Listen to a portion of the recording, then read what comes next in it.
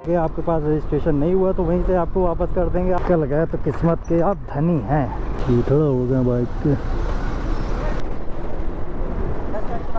यहाँ पे हो रही रजिस्ट्रेशन की चेकिंग।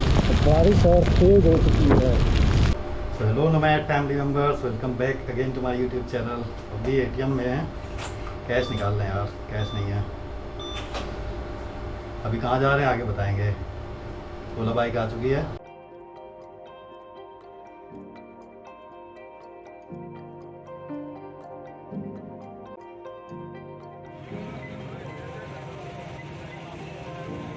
तो स्कूटी अपने को मिल चुकी है और नंबर क्या 9599 है। अब की पुरानी वाली डलहौजी जो स्कूटी ले गया था वो वाली स्कूटी। अब निकलते हैं यहाँ से। टाइम हो चुका है 11:30। तो अब भी ऋषिकेश से तो निकल लिए, बट भाई साहब बहुत ट्रैफिक है, बहुत ज़्यादा। मतलब अगर आप चारधाम यात्रा के लिए जा रहे हैं तो मेरा सजेशन ये, जितनी जल्दी हो सके उतनी जल्दी निकल लीजिए, क्योंकि रात में बैरियर लग जाता है, फिर आपको ऋषिकेश से आगे जाने नहीं दिया। तपोवन में ही आपको रोक लेंगे। ट्रैफिक तो इधर भी कुछ कम नहीं लग रहा है यार, इधर भी काफ़ी ट्रैफिक है। मतलब हर रूट में ट्रैफिक है। कोई रोड आपको ऋषिकेश हरिद्वार की खाली नहीं मिलेगी आज की डेट में। और जब तक ये जून का महीना चल रहा है तब तक तो नहीं मिलनी है। जून के बाद जब मानसून स्टार्ट होगा तभी शायद खाली मिले तो मिले। 19 से मैं करीब 4 साल से कंटिन्यू, मतलब एक भी साल का गैप नहीं हुआ, और इन 4 सालों में पहली बार इतना ट्रैफिक मुझे देखने को मिल रहा है ऋषिकेश में। नहीं तो मैं चारधाम यात्रा जब चल रही थी तब भी मैं आया, जब नहीं चल रही तब भी मैं आया, बट ये ट्रैफिक कभी देखने को नहीं मिला यार। हद से ज़्यादा ट्रैफिक। मतलब मैंने सोचा था ये रोड खाली हो, मतलब उसके कंपैरिजन में तो ये रोड बहुत ही खाली है। उधर तो मूवमेंट हो ही नहीं रहा है राम झूला और लक्ष्मण झूला की तरफ। इधर तो फिर भी थोड़ा बहुत खाली मिल रहा है। मतलब मैं अपने साइड से निकाले, वहाँ पे तो साइड से निकालने की भी जगह नहीं है। ख़त्म होने का नाम ही नहीं ले रहा। अभी तपोवन नहीं पहुँचे हैं। 1 घंटा लगा हमें तपोवन पहुँचने में भाई।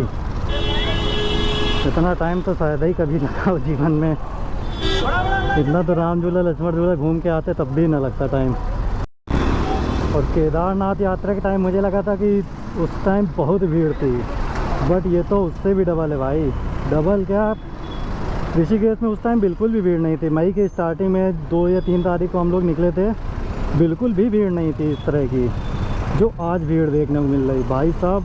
एक तो हेमकुंड साहिब की यात्रा भी स्टार्ट हो गई, फूलों घाटी भी खुल गई है, तो उनके भी टूरिस्ट जितने हैं श्रद्धालु भी जा रहे हैं, तो भीड़ तो बढ़नी है यार। लेकिन बहुत भीड़ है भाई।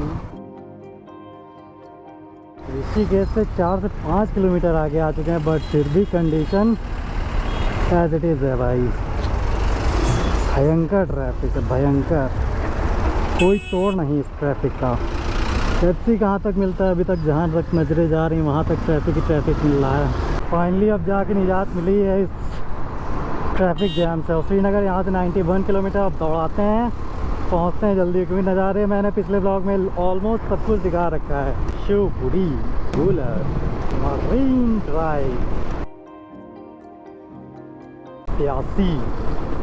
ऋषिकेश से निकलने के बाद आपको पहला बैरियर मिलेगा ब्यासी में, जहाँ पे आपके चारधाम रजिस्ट्रेशन की चेकिंग होगी। अगर आपने रजिस्ट्रेशन नहीं कराया तो यहीं से वापस कर देंगे, या फिर अगर स्लॉट अवेलेबल होगा तो आपका रजिस्ट्रेशन यहीं से करा के तब आगे जाने।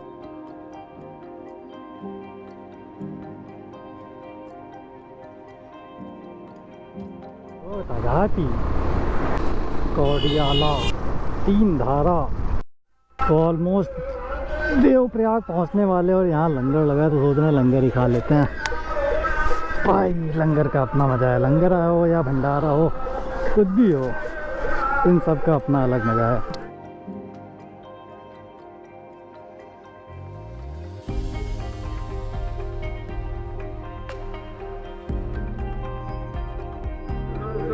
वाहिगुरू जी की फतेह। साल साल की हर साल की तरह रास्ते ਦੇ ਵਿੱਚ ऋषिकेश ਤੋਂ 50 ਕਿਲੋਮੀਟਰ ਦੂਰੀ ਤੇ ਗੁਰੂ ਕੇ ਲੰਗਰ ਸਜਾਏ ਜਾਂਦੇ ਨੇ। ਬਾਅਦ ਚੜ ਕੇ ਸੰਗਤਾਂ ਨੂੰ ਬੇਨਤੀ ਹੈ ਭਾਈ आओ। रास्ते मौसम बहुत ठीक है। इतनी भयंकर भूख लगी थी, बट फिर भी एक रोटी ज़्यादा नहीं खा पाए। एक रोटी चावल दाल और थोड़ा सा चाय बस। चलो यहाँ पे थोड़ा ठंडा भी हो गया भाई साहब। बहुत गर्मी है, पहाड़ों में है लेकिन फिर भी पहाड़ों जैसा कुछ भी फील नहीं आ रहा है, बस पहाड़ों वाले रोड का फील आ रहा है और कुछ भी नहीं। जल्दी से पहुँचे देवप्रयाग।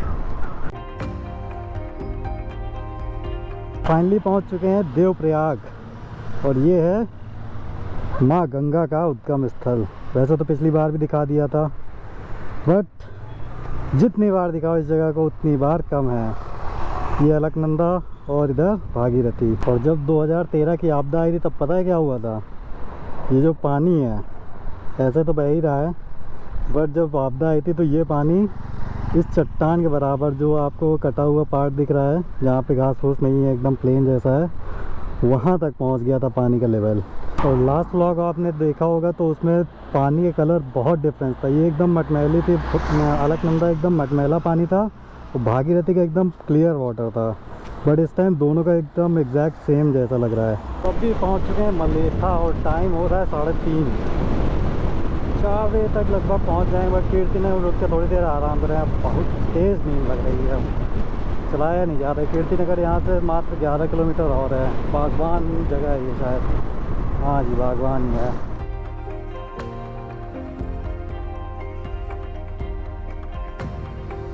जब हम लोग बद्रीनाथ केदारनाथ वाली ट्रिप में आए थे तब यहाँ पहुँचते पहुँचते अंधेरा हो गया था एकदम, और करीब 8 साढ़े 8 बजे रुद्रप्रयाग में होटल में पहुँचे थे हम लोग। और अभी जब मैं ऋषिकेश में था, मतलब स्कूटी ले रहा था नाविया बाइकर जोन से, तो कई लोग मुझे ऐसे दिखे जिनको मतलब चार धाम के बारे में कोई इन्फॉर्मेशन है ही नहीं।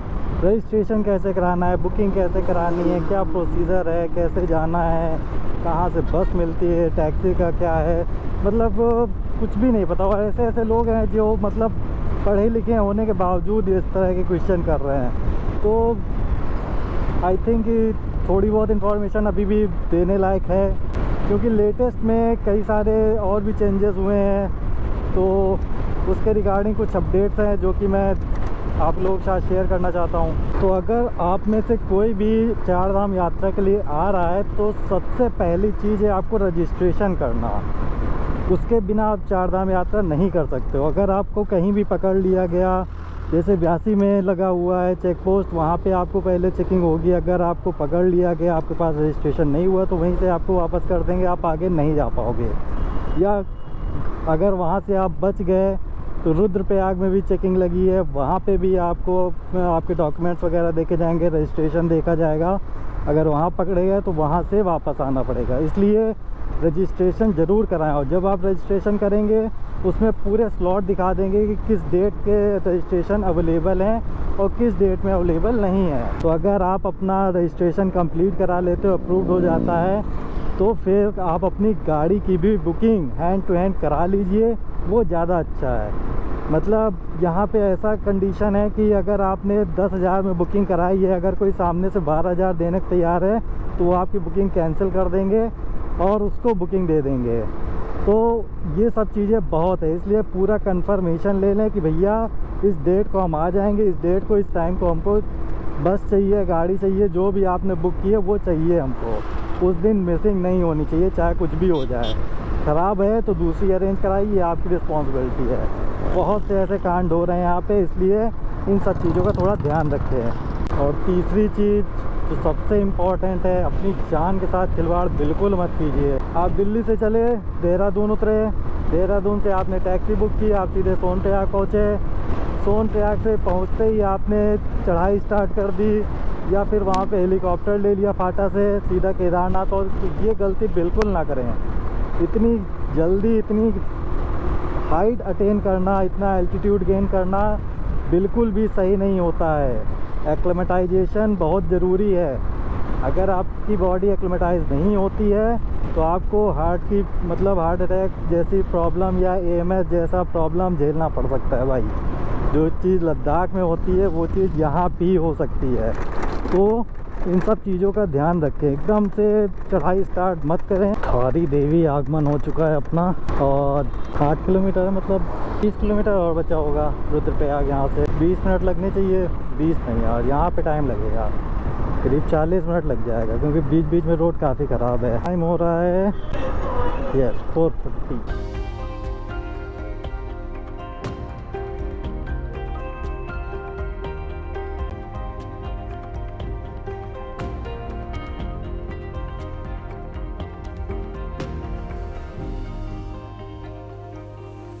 और चौथी चीज़, जब भी आप ट्रैक करें, मतलब यमुनोत्री और केदारनाथ में ही केवल ट्रैक है, यमुनोत्री में तो 3 या 4 किलोमीटर का लगभग ही ट्रैक है, बट केदारनाथ में 16 किलोमीटर का ट्रैक पड़ता है।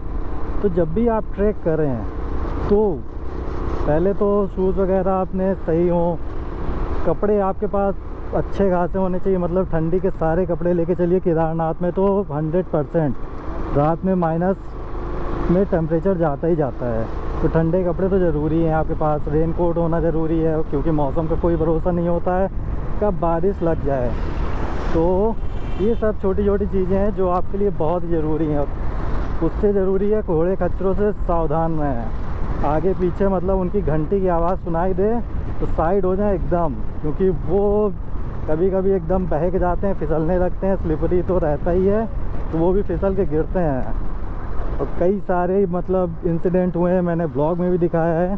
तो इन सब चीज़ों को थोड़ा ध्यान रख के अपना मेंटली प्रिपेयर हो के आए कि भैया हमको इन सब चीज़ों का ध्यान रखना ही है, नहीं तो फिर दिक्कत हो सकती है।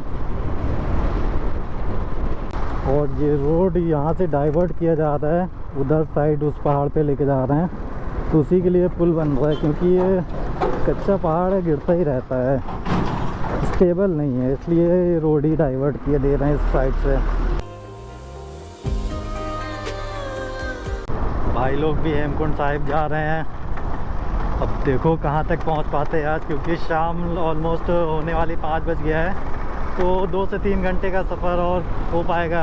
ये सबसे खतरनाक पैच है इस पूरे रूट का, मतलब ऋषिकेश से लेकर रुद्रप्रयाग तक का। मोस्टली यहाँ पे मानसून में निकलना मुश्किल रहता है, निकल गए तो किस्मत के आप धनी हैं। वो वो वो इन्हीं 2 पैचों के कारण उसको डाइवर्ट किया जा रहा है उस साइड, आगे जाके फिर कहीं कनेक्ट कर देंगे।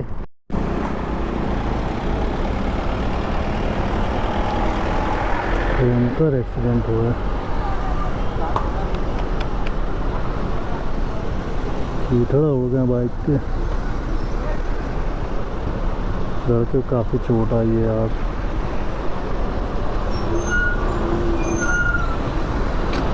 पहले रोड ख़राब होने के कारण एक्सीडेंट होते थे, और अब रोड अच्छे होने के कारण एक्सीडेंट होते हैं। तो भाई गवर्नमेंट करे तो करे क्या, जब आपको ही चलानी नहीं तमीज़ से, क्या कर सकते हैं।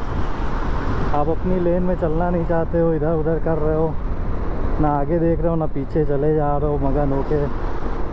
एटलीस्ट अगर लेन चेंज कर रहे हो, ओवरटेक कर रहे हो, तो कम से कम सामने तो ध्यान रखो कि कौन सी गाड़ी कितनी रफ्तार से आ रही है।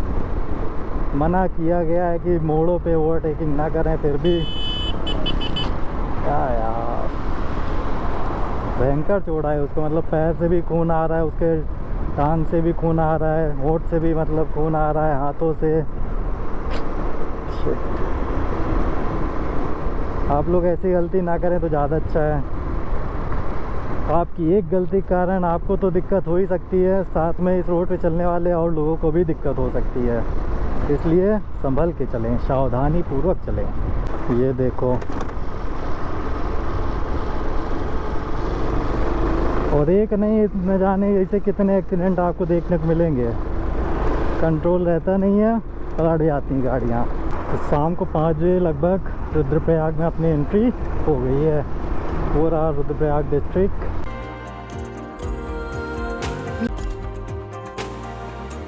ब्रिज क्रॉस करते एकदम जज्बात, मौसम सब कुछ बदल गया भाई। सामने नज़ारा देखो, बारिश हो रही लग रहा है, हवा काफ़ी तेज़ और ठंडी चल रही भाई।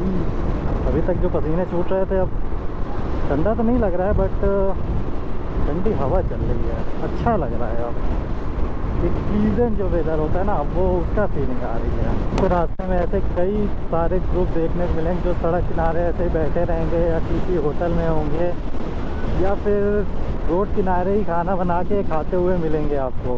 मतलब ये बेसिकली ट्रस्ट वाले होते हैं जो फ्री में बूढ़े बुजुर्गों को, जिनके पास ये गरीब हैं, जो सक्षम नहीं है इस यात्रा करने में, तो उनको फ्री ऑफ कॉस्ट यात्रा कराते हैं। तो उसमें ये सारी फैसिलिटीज़ दी जाती हैं कि ऑन द वे आपको फूड दिया जाएगा, 3 टाइम का मील, होटल, धर्मशाला, रहने के यही सब चीज़ें रहती हैं, तो वही सब है। तो ऐसे बहुत सारे देखने को मिलेंगे आपको पूरे रास्ते, ऋषिकेश से लेकर अभी तक न जाने कितने मुझे ऐसे दिख चुके हैं। बढ़िया है ये भी, बट हवा बहुत तेज़ चलने लगी यार, उड़ी जा रही है अभी स्कूटी। बैठ कोई ना, अपन मैनेज कर लेंगे। और यहाँ के हाल देख के लग रहा है यहाँ कुछ हुआ है, लैंडस्लाइड हुई है या कोई एक्सीडेंट या कुछ तो हुआ है भाई, क्योंकि सारी गाड़ियाँ लगभग खड़ी हैं, कोई मूवमेंट नहीं है ट्रैफिक का। लेट्स सी, पहुँचते हैं आगे, देखते हैं। फिर आगे नहीं जाने दे रहे क्या? आगे नहीं जाने, चले जाएँ, थैंक यू। चलो, अपने को तो इजाज़त मिल गई है, जाओ जाओ जाओ जाओ। क्या पता छोटी गाड़ी निकल जाए लेकिन बड़ी नहीं निकल पाए, ऐसा कुछ हो।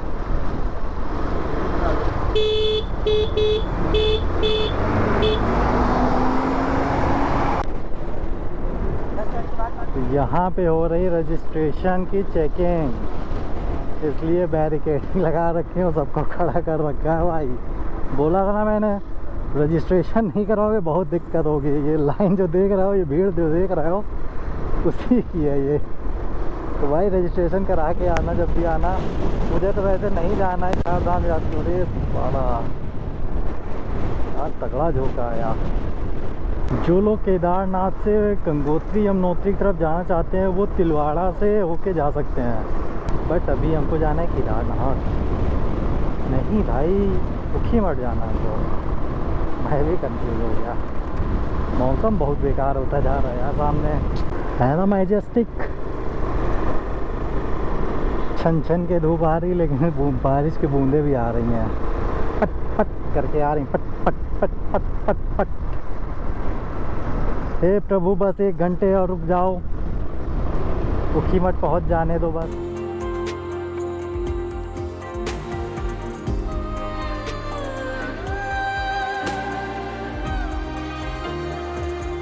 बारिश और तेज हो चुकी है, जब मैं पूरा स्लो में जा रही बारिश, थोड़ा पानी भरने लगा है।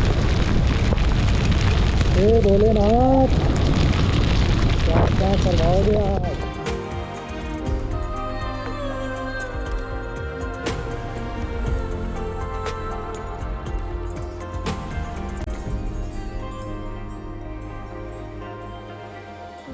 फ़िलहाल अभी यहाँ तो बारिश रुक गई है, बट मैंने अपना होम स्टे ले लिया है।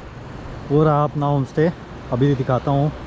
एंड यहाँ से कुछ ऐसा व्यू है, मस्त मंदाकिनी रिवर का फ्लो, ऊपर क्लाउड्स, और उधर भी अभी बारिश हो रही है। मतलब जितना आगे जाते जाओगे आप, बारिश कंटिन्यू आपको मिलती रहेगी, बट इधर मौसम क्लियर हो चुका है। तो कोई ना, आज का स्टे यहीं करते हैं। कल सुबह अर्ली मॉर्निंग निकलेंगे यहाँ से ऊखीमठ के लिए, देन फिर रांसी विलेज के लिए, वहाँ से अपना ट्रैक कल ही स्टार्ट कर देंगे। और यहाँ डेली बारिश हो रही है, शाम को 12 बजे के बाद डेली का यही सीन है, बारिश डेली हो रही है। तो कुछ कर नहीं सकते इसके लिए, वेदर के साथ आप कुछ नहीं कर सकते भाई। लेट्स सी कल क्या होता है, या आगे आने वाले दिनों में क्या होता है, क्योंकि तुंगनाथ का भी ट्रैक करना है। इसके बाद कल्पेश्वर महादेव और शायद रुद्रनाथ का भी ट्रैक करें। भोलेनाथ की कृपा रही तो सब अच्छा होगा, बाकी जो होगा झेला जाएगा। तैयारी से तो पूरी आए हम।